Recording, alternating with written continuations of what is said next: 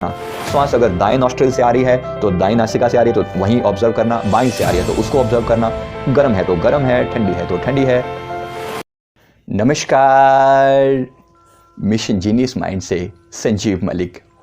दोस्तों, हमारा ये वीडियो हमारी स्पिरिचुअलिटी सीरीज से है और हमारा टॉपिक है विपश्यना मेडिटेशन क्या है, कैसे किया जाता है, और विपश्यना के बारे में और भी बहुत सारे सवालों के जवाब दूंगा।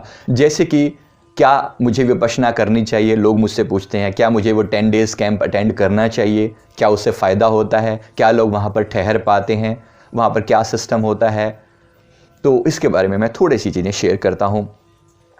मैंने जयपुर में विपश्यना 10 डेज़ का कैंप अटेंड किया है और एक ब्यूटीफुल अनुभव वो था, लेकिन सभी के लिए इतना अच्छा शुरू में नहीं होता, इसलिए मैं कुछ बातें एक्सप्लेन कर दूं कि विपश्यना है क्या। अगर आपको घर पे भी ट्राई करना है, how do you start with. तो इसके लिए जो विपश्यना में 2 पार्ट हैं। पहला पार्ट, शुरुआत जो होती है वो आनापान सती से होती है। आनापान सती का मतलब होता है श्वासों को निरपेक्ष भाव से देखते रहना, न्यूट्रल भाव से देखते रहना। तो श्वासों में क्या मतलब, जैसे श्वास का आना और जाना, श्वास का आना और जाना, इसको थोड़ा ऑब्जर्व करते रहें। यहाँ से शुरुआत होती है। इसको मैं एक ऑडियो गाइडेड मेडिटेशन की फॉर्म में बनाकर भी नीचे लिंक शेयर कर रहा हूँ, आप इसको भी फॉलो कर सकते हैं। गोयनका जी की आवाज़ में भी जो इसके ओरिजिनल इसके संस्थापक हैं, तो उनकी आवाज़ में भी ये लिंक अवेलेबल है। 10 मिनट का गाइडेड मेडिटेशन ऑन आनापान सती, यानी कि श्वासों को ऑब्जर्व करना। तो इसमें क्या है, श्वास को जैसा है वैसा ही ऑब्जर्व करना। श्वास अगर दाएं नॉस्ट्रिल से आ रही है तो दाएं नासिका से आ रही है तो वहीं ऑब्जर्व करना, बाएं से आ रही है तो उसको ऑब्जर्व करना, गर्म है तो गर्म है, ठंडी है तो ठंडी है, इधर स्ट्राइक कर रही है या इधर स्ट्राइक कर रही है, या कुछ भी फीलिंग उसके साथ जुड़ी हुई है, छोटी है या बड़ी है, इस बातों को न्यूट्रल भाव से फील करते रहना, देखते रहना। बस ये है आनापान सती का बेसिक उद्देश्य, बेसिक पर्पस। इसके ये लगभग 4 दिन तक प्रोसेस चलता है। वहां पर जब विपश्यना का जो 10 दिन का शिविर होता है, लगातार आपको 12 से 14 घंटे तक यही करना होता है। तो हर इंसान के लिए इतना आसान अनुभव नहीं होता, इट्स वेरी डिफिकल्ट इनिशियली। तो इसके लिए थोड़ी सी प्रैक्टिस पहले कर लें, फिर आपके लिए वो एक सुखद अनुभव बन जाता है। धीरे धीरे करके वो जो मन का जो भाग दौड़ थी, चंचलता थी, वो खत्म होने लगती है और एक ठहराव आने लगता है।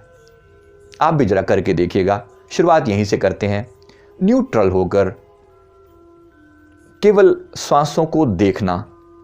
श्वास लंबी है, छोटी है, बड़ी है, गर्म है, ठंडी है, दाईं से बाईं से, उनको न्यूट्रल होकर देखना और बस एक भीतर समता बनाए रखना। शांति अपने आप उतरती चली जाएगी, मन का भागदौड़ जो है वो खत्म होती चली जाएगी और भीतर एक शून्य उतरने लगेगा, एक ठहराव उतरने लगेगा। गौतम बुद्ध की परंपरा से है और इसलिए ये जो विपश्यना चली आ रही है, इसका जो पुनर्जन्म जिन्होंने किया है वो जो गोयनका जी हैं, मैं उन्हें नमन करता हूँ। उन्होंने बड़ी खूबसूरती से इसको रीडिज़ाइन किया है और पूरा देश में जगह जगह पर विपश्यना के सेंटर्स हैं। आप कहीं पर जाकर भी ये कोर्स कर सकते हैं 10 दिन का, और उसके बाद आप इसको रिपीट भी कर सकते हैं। तो बहुत अलग अलग टाइप के हैं, नेट पे आप सर्च करें विपश्यना केंद्र इन सर्टन एरिया का नाम आप लिखें तो आपको सब मिल जाएगा। तो एक पार्ट ये। दूसरा इसमें पार्ट होता है विपश्यना का, जो रियल विपश्यना है वो शुरू होती है, श्वास से शुरुआत होती है, फिर पूरी बॉडी में इसको उतार दिया जाता है। सेम बात। अब फॉर एग्जाम्पल, अब मैं शुरुआत करूँगा अपने हाथ की उंगलियों से। मैं फील करूँगा कि मेरी हाथ की जो पहली उंगली है उसमें कोई सेंसेशन है क्या, और वो सेंसेशन अगर है तो क्या है। हो सकता है यहाँ पर कुछ हवा लग रही है, कुछ गर्मी लग रही है, कुछ यहाँ पर कोई फड़कन फील हो रही है, कोई धड़कन फील हो रही है, या कुछ भी फीलिंग जो है इसको मैं ऑब्जर्व करूँगा भीतर से। आंखें बंद करके भी कर सकते हैं, आंखें खोल के भी कर सकते हैं। तो इसको लगातार ऑब्जर्व करते जाएं, करते जाएं, करते जाएं। फिर अलग अलग पार्ट्स पर अब ध्यान ऐसे मूव करना होता है, पूरी बॉडी के एक एक पार्ट को, एक एक इंच को स्कैन करना होता है भीतर से, मन के द्वारा। शुरू में बड़ा डिफिकल्ट लगता है, लेकिन एक समय के बाद ऐसा आनंद आने लगता है कि क्या कहा जाए। तो इसको मैं गाइडेड मेडिटेशन के फॉर्म में बताऊंगा तो ज़्यादा अच्छा लगेगा। आप फिर भी मैं आपको बेसिक फंडामेंटल क्लियर कर दूं, वो यही कि आपको न्यूट्रल बने रहना है, समता में रहना है। यानी कोई फीलिंग आ रही है, वो फीलिंग अच्छी है या बुरी है ऐसा लेबल नहीं करना, वो जैसी है वैसी है, उसको वैसे जैसे का तैसा फील करना और अपने मन में न्यूट्रल बने रहना और अपने आप को होशपूर्ण बनाए रखना, ख्यालों में नहीं खो जाना। तो मन को एक टास्क दे दिया आपने कि जो मन अब तक सिर्फ बाहर की चीजों के बारे में सोचता था, वो अपने ही शरीर के अलग अलग अंगों में रोटेट कर रहा है, क्योंकि शरीर जो है हमारे सबसे क्लोज है। धीरे धीरे शरीर को ऑब्जर्व करते करते करते करते आप पाते हैं कि शरीर के अंदर जितनी भी जो ये वाइब्रेशन उठ रही हैं, ये अलग अलग टाइप की जो सेंसेशंस हैं, इन सेंसेशंस को फील करने वाला कौन है? वो आप हैं।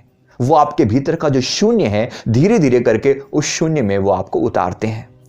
एक ब्यूटीफुल अनुभव होता है, एक विराट शांति उतरती है, क्योंकि वहां पर आर्य मौन रखा जाता है। आर्य मौन का मतलब होता है कि ना तो आप बोलेंगे, मुंह से तो बोलना ही नहीं है, इसके अलावा आप इशारों से भी नहीं बोलेंगे, और मोबाइल यूज करने का तो सवाल ही पैदा नहीं होता। आप एक दिन के लिए भी ये विपश्यना अपने घर पर करके देखें, आपको फील आ जाएगी कि आप कितना रह पाएंगे वहां पर।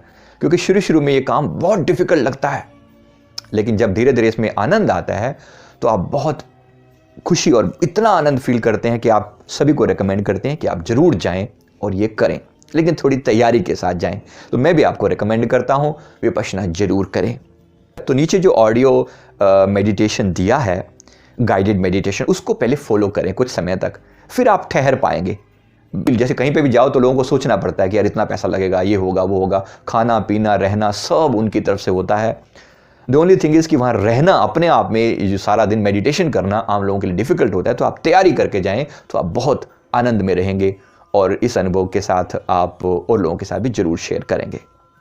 उम्मीद करता हूँ ये वीडियो आपको जरूर पसंद आया होगा, और लोगों के साथ भी शेयर करें, खुद भी एंजॉय करें। Thank you very much.